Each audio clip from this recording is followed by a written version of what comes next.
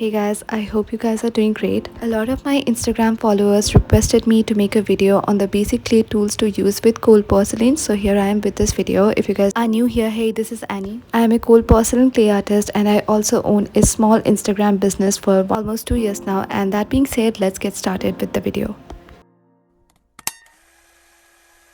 These are the basic tools that I think every clay artist should own, which is a dotting tool, an X-Acto knife and a brush. There are many other tools that you can get like punches, clay cutters, but these are not necessary and you can get them later according to your necessities. Along with the basic tools, you will also require a platform where the clay doesn't really stick. I use a lid from one of my boxes, but a piece of parchment or even glass works.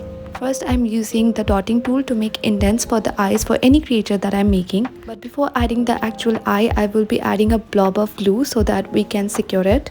It's very important to add glue in each and every step where you're sticking two pieces together, especially in detail figures so that they are secured enough. And it's completely okay if some of the glue peeps through because it dries clear, and once we glaze it, it wouldn't even be noticeable.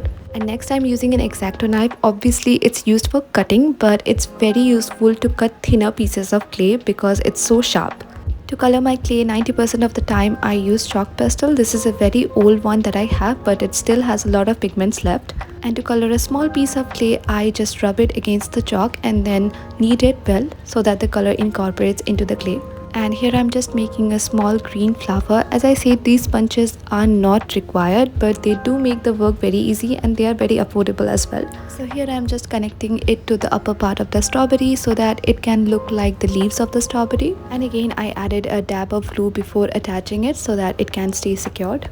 If you're trying to color a bigger chunk of clay, then I just scrape some of the dust using my X-Acto knife and then mix it in. The chalk pastel, as the name suggests, gives a very pastel effect. So if you want deeper color, then you can use liquid food color or acrylic colors. Just add a few drops of color and then knead it into the clay just like I did with the chalk pastel. And then sculpt them however you wish. If you want shading, then you can use a small brush.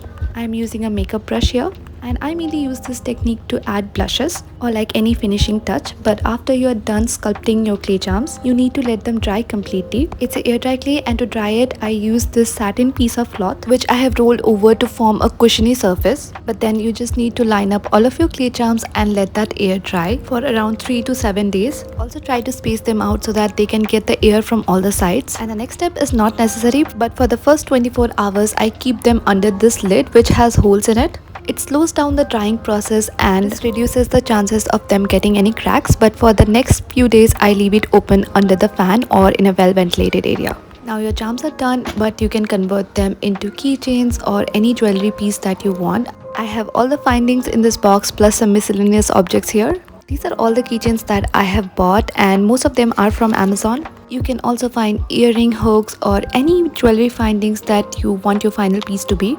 You will also be needing jump rings and eye pins and also a couple of pliers to make your charms into jewelry pieces. And I usually insert the eye pin after the clay charm is completely dried to prevent rusting because this clay is a water-based clay. You can also secure it with some super glue, but after that you can add your jump rings and then use your pliers to close the loop. Now your charm is completely done and now you can choose to glaze them. I either use fixative or lacquer, but you just want to spray it and then collect any drips and then your charm is completely done.